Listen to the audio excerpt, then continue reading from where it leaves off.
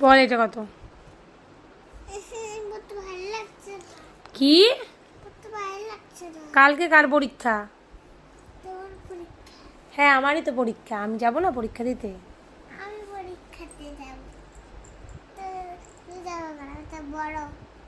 তাহলে পর।